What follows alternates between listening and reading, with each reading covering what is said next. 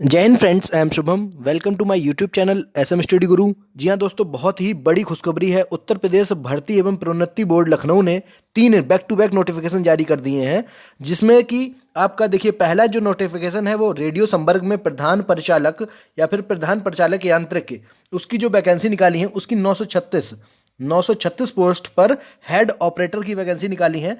दूसरा आप देख सकते हैं जो नीचे की उत्तर प्रदेश रेडियो संवर्ग में सहायक परिचालक के पदों पर सीधी भर्ती। यहाँ पर जो टोटल पोस्ट है वो 1374 पोस्ट है टोटल, जो कि यहाँ पर सहायक जो परिचालक मतलब कि असिस्टेंट ऑपरेटर की जो भर्ती निकली है रेडियो कैडर में, पुलिस डिपार्टमेंट के रेडियो कैडर में जो भर्ती निकली है असिस्टेंट ऑपरेटर की वो है 1374। और तीसरा जो आप देख रहे हैं उत्तर प्रदेश पुलिस रेडियो संवर्ग में कर्मशाला कर्मचारी के पदों पर सीधी भर्ती। कर्मशाला कर्मचारी जो होते हैं, जो वर्कशॉप ऑपरेटर होते हैं, जो वर्कशॉप वर्कर होते हैं, उनकी जो वैकेंसी निकली है वो निकली है 120 वैकेंसी। तो एक एक करके सभी पर हम लोग चर्चा करेंगे। इससे पहले हमने इस वाले जो नोटिफिकेशन को, पहले हेड जो ऑपरेटर की वैकेंसी है उस और नोटिफिकेशन को हम लोग ऑलरेडी करा चुके हैं। अगर आप लोग को देखना है तो ऊपर हम आई बटन पर लिंक दे देंगे, वहां से आप देख लीजिएगा। अब हम जो बात करने वाले हैं इस वाले वीडियो में, इस वाली वीडियो में सहायक परिचालक यानी कि असिस्टेंट ऑपरेटर जो कि रेडियो कैडर में भरे जाने वाले हैं उस पर विस्तृत चर्चा करने वाले हैं। तो चलिए हम लोग डाउनलोड कर लेते हैं और देखते हैं कि इसका नोटिफिकेशन क्या है और क्या क्या अर्हता चाहिए, क्या क्या आपको योग्यता होनी चाहिए, कैसे कैसे फॉर्म भर पाएंगे, कब से फॉर्म भरना स्टार्ट हो रहा है। तो चलिए फिर ले चलते हैं आपको नोटिफिकेशन पर। यहाँ से देखिए आपके सामने नोटिफिकेशन खुल चुका है। उत्तर प्रदेश रेडियो संवर्ग में सहायक परिचालक के पदों पर सीधी भर्ती 2022। यहाँ से देखिए इसमें कि देखिए नीचे देखिए कितनी वैकेंसी, टोटल कितनी वैकेंसी है। तो यहाँ से देखिए जो जनरल की 552, ईडब्ल्यूएस की 137, ओबीसी की 370, एससी की 288 और एसटी की जो वैकेंसी है वो 27। तो टोटल जो वैकेंसी हो गई है वो 1374 टोटल वैकेंसी है। उसमें से जो आपको सापेक्ष क्षैतिज हॉरिजेंटल जो आरक्षण मिलने वाला है उसमें स्वतंत्रता संग्राम सेनानी 27 पदों पर, भूतपूर्व सैनिक 68 पदों पर, जो महिलाएं होने वाली हैं वो होने वाली हैं 274 पदों पर इनकी भर्ती की जाएगी। उसके बाद हम लोग यहाँ पर देख लेते हैं जो जो मेन इंपॉर्टेंट चीज़ें होंगी वो हम लोग यहाँ पर बिल्कुल डिस्कस करते हुए चलेंगे और लास्ट में आपका एक भी डाउट इससे रिलेटेड नहीं रह जाएगा। फिर भी अगर कोई दिक्कत आ रही है तो आप कमेंट करके हमसे पूछ सकते हैं। यहाँ पर सबसे पहले बात कर लेते हैं कि रजिस्ट्रेशन स्टार्ट कब से होने वाले हैं। तो रजिस्ट्रेशन जो स्टार्ट होने वाले हैं वो 20 जनवरी, आगे आने वाली जो 20 जनवरी है, 20 जनवरी 2022 से स्टार्ट होंगे और जो इनकी अंतिम तिथि होगी वो 28 फरवरी 2022 तक ये फॉर्म चलने वाले हैं। इनकी रजिस्ट्रेशन की भी लास्ट डेट 28 है, इनकी जो पेमेंट की भी लास्ट डेट 28 है। तो आप बिल्कुल पेमेंट और सबमिट करने की भी लास्ट डेट 28 है। तो 28 लास्ट डेट है, 28 मतलब सभी के प्रॉस्पेक्टस में अगर देखा जाए तो 28 ही लास्ट डेट है। उसके बाद नेक्स्ट अगर हम लोग देखते हैं कि कितना शुल्क रखा गया है, तो आवेदन शुल्क जो रखा गया है वहाँ देखिए 400 रुपये, 400 रुपये शुल्क रखा गया है और किसी को भी कोई छूट नहीं है, सबके लिए सेम, सबके लिए सेम 400 रुपये ही शुल्क रखा गया है। चाहे वो किसी भी कैटेगरी से बिलोंग करता हो उसके लिए, सभी के लिए ये 400 रुपये ही है। उसके बाद हम लोग बात करते हैं जो भी इंपॉर्टेंट चीज़ें होंगी। यहाँ पर सबसे इंपॉर्टेंट जो है वो शैक्षिक अर्हता, मतलब आपकी योग्यता क्या होनी चाहिए इस फॉर्म को भरने के लिए। तो देखिए साफ से लिखा है भारत में विधि द्वारा स्थापित बोर्ड, यानी कि किसी भी बोर्ड से आपने भौतिक एवं गणित विषयों सहित मतलब फिजिक्स और मैथ जो आपका सब्जेक्ट रहा हो इंटरमीडिएट परीक्षा में, अथवा सरकार द्वारा उसके समकक्ष मान्यता प्राप्त कोई भी परीक्षा उत्तीर्ण की हो। अगर देखिए इंटरमीडिएट में अगर आपके फिजिक्स और मैथ्स, अगर आपके साथ में आपके जो सब्जेक्ट्स थे उनमें फिजिक्स और मैथ थी तो आप ये फॉर्म को भर पाएंगे, अदरवाइज आप इस फॉर्म को नहीं भर पाएंगे। तो उसके बाद देखते हैं नीचे देखिए क्या दे रखा है कि आवेदन की अंतिम तिथि मतलब 28 फरवरी 2022 तक जो भी शैक्षिक योग्यता आपकी है उसकी अंक तालिका, मतलब आपका जो मार्कशीट होगी और उसका जो सर्टिफिकेट होगा वो आपके पास 28/2 मतलब फॉर्म भरने की अंतिम तिथि से पहले तक होना चाहिए। अगर नहीं है, अगर आप अपीयरिंग में हैं या फिर अपीयर्ड है तो ये फॉर्म आपको नहीं, आपके लिए ये नहीं है, आप नहीं भर सकते हैं। आपको कंप्लीट होना चाहिए, जो भी डिग्री मांगी गई है वो कंप्लीट होनी चाहिए। अब बात कर लेते हैं अधिमानी अर्हताएं। ये क्या होती हैं? इसमें क्या होता है देखिए, यहाँ पर लिखा हुआ है अधिमानी अर्हता से कोई अंक नहीं होंगे, इसके कोई अंक नहीं होंगे, लेकिन किंतु 2 या 2 से अधिक अभ्यर्थियों के बराबर अंक प्राप्त होने पर इस दशा में इनको प्रायोरिटी दी जाएगी।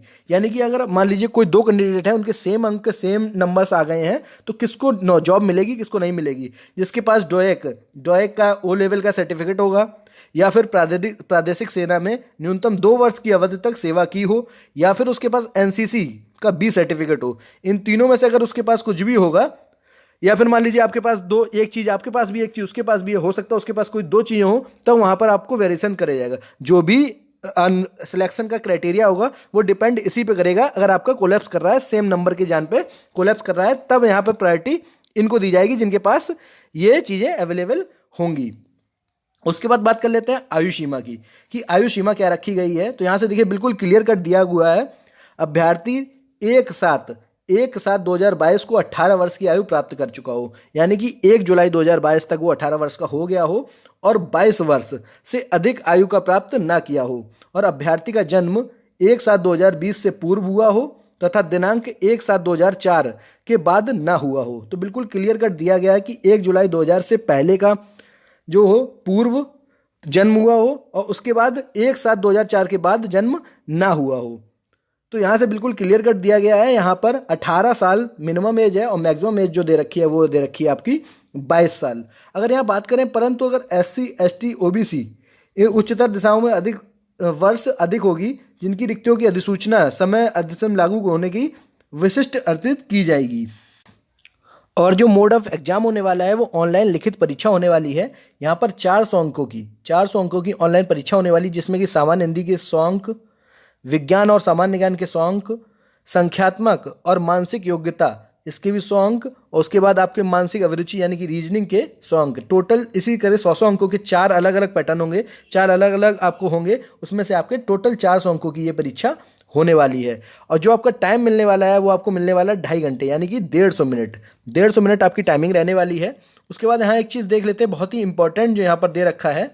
यहाँ पर देखिए दे रखा है, ऑनलाइन लिखित परीक्षा में प्रत्येक विषय में 50% अंक प्राप्त करने में विफल रहने वाले अभ्यर्थी भर्ती के लिए पात्र नहीं होंगे। यानी कि जहाँ पर दे रखा है कि कंप्लीट हर सब्जेक्ट में आपको 50% तो मिनिमम अंक लाने ही लाने, यानी कि अगर 100 अंक का पेपर है तो आपको 50 अंक तो हर सब्जेक्ट में आपको लाने ही लाने हैं। अगर किसी भी सब्जेक्ट में आप 50 से कम अंक लाने में मतलब सफल नहीं हुए तो फिर आपका सिलेक्शन नहीं होगा। भले ही आप और सब्जेक्ट में बहुत अच्छे अच्छे नंबर ले आए हो, लेकिन किसी में अगर 49 भी रह गए तो आपका सिलेक्शन नहीं होगा। तो बहुत ही इंपॉर्टेंट चीज़ है, इसको आप बिल्कुल ध्यान में रखते हुए चलिएगा। और देख लेते हैं, अगर यहाँ पर किसी तरीके की कोई नॉर्मलाइजेशन होगा, किसी तरीके का कोई दिक्कत आ रही है, मान लीजिए 2-3 सिम्टम 4 सिम्टम पेपर हुआ, पेपर टफ ऊपर नीचे हुआ, तो यहाँ पर आपका नॉर्मलाइजेशन भी होना है, वो भी इस फॉर्मूले पे आधार पर नॉर्मलाइजेशन किया जाएगा। उसके बाद अगर हम लोग बात कर लें दस्तावेजों की समीक्षा और शारीरिक मानक जो परीक्षा होगी उसमें क्या है, तो उसमें पुरुष अभ्यर्थी जो होंगे उनके लिए देखिए ऊंचाई मतलब लंबाई ये कितनी दे रखी है। तो मान लीजिए यहाँ पर जनरल OBC और SC इन तीनों कैंडिडेट्स के लिए 168 सेंटीमीटर जो ऊंचाई होगी वो पुरुष के लिए होगी, और अगर ST का कोई कैंडिडेट है तो उसकी ऊंचाई हो जाएगी 160 सेंटीमीटर।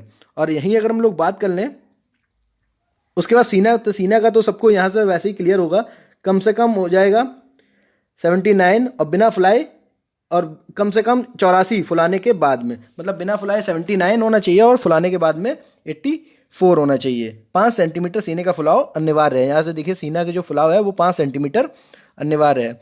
अगर हम लोग यहाँ बात कर लें महिलाओं के लिए, तो महिलाओं की जो ऊंचाई होनी चाहिए, महिलाओं की जो लंबाई होनी चाहिए वो होनी चाहिए SC OBC और जनरल कैंडिडेट्स के लिए 152 सेंटीमीटर। अगर महिला ST है तो उसके लिए लंबाई होनी चाहिए 147 सेंटीमीटर, और महिला अभ्यर्थियों के लिए न्यूनतम जो वजन है वो 40 किलोग्राम होना चाहिए। उसके बाद देख लेते हैं जो इंपॉर्टेंट चीज़ है यहाँ अगर हम लोग बात करें शारीरिक दक्षता परीक्षा, तो यहाँ पर देखिए यहाँ पर इसमें क्या दे रखा है, 4.8 किलोमीटर की रनिंग होगी मेल कैंडिडेट्स के लिए, और उनको टाइम कितना मिलेगा, 28 मिनट का टाइम दिया जाएगा। जबकि यहाँ पर अगर फीमेल कैंडिडेट है तो उनको 2.4 किलोमीटर की रनिंग होनी है और 16 मिनट का उनको टाइम दिया जाने वाला है। उसके बाद यहाँ पर हम लोग इम्पोर्टेंट जो है वहाँ पर जो आप एज रिलैक्सेशन होगा उसमें देखिए, उसमें OBC को 5 साल की छूट दी जाएगी, SC को 5 साल की छूट दी जाएगी और अन्य पिछड़ा वर्ग उनको भी 5 साल की छूट दी जाएगी। यहाँ पर और एक चीज़ और, यहाँ पर जो भूतपूर्व सैनिक हैं, भूतपूर्व सैनिक हैं उनको 3 ईयर्स का वो दिया जाएगा, रिबेट दिया जाएगा या छूट दी जाएगी। उसके बाद देखते हैं आगे। यहाँ देखिए क्या दे रखा है, अभ्यर्थियों के लिए महत्वपूर्ण सूचना। ऑनलाइन आवेदन करते समय अभ्यर्थी के पास अभिलेख होने अनिवार्य है, जो अभ्यर्थी द्वारा आवेदन करते समय स्कैन व आवेदन पत्र के साथ अपलोड किए गए हैं। यानी कि जो भी आपने डॉक्यूमेंट्स लगाए हैं वो आपके पास होना अनिवार्य है। यहाँ से देखिए पहले भी, इससे पहले भी बताया जा चुका है, जो शैक्षिक अर्हता संबंधी अभिलेख यानी कि अंक पत्र और प्रमाण पत्र आपके पास होना चाहिए। जबकि जो डेट दे रखी है 28 फरवरी तक जो भी आपकी शैक्षिक योग्यता मांगी गई है वो आपकी कंप्लीट होनी चाहिए। ये नहीं कि आप प्रिपेयरिंग में है, आपने फॉर्म भर दिया और आप सोच रहे हैं कि जब तक पेपर होगा तब तक मेरा रिजल्ट आ जाएगा, तो वो यहाँ मान्य नहीं किया जाएगा। अगर आप यहाँ पर किसी तरीके का अगर आप सर्टिफिकेट लगाते हैं, यानी कि O लेवल का सर्टिफिकेट लगाते हैं या फिर NCC का सर्टिफिकेट लगाते हैं, तो ये आपके पास होना चाहिए। मूल निवास प्रमाण पत्र, ये आवेदन पत्र जमा करने की अंतिम तिथि तक निर्गत होना चाहिए, मतलब बना हुआ होना चाहिए। ये नहीं कि आपने क्या कही जाती है, अभी है नहीं, आपने लगा दिया EWS मेरे पास है कि मैं बाद में बनवा लूँगा, ऐसा नहीं है। जो भी चीज़ आप डॉक्यूमेंट्स लगा रहे हैं वो आपके पास ऑलरेडी होना चाहिए।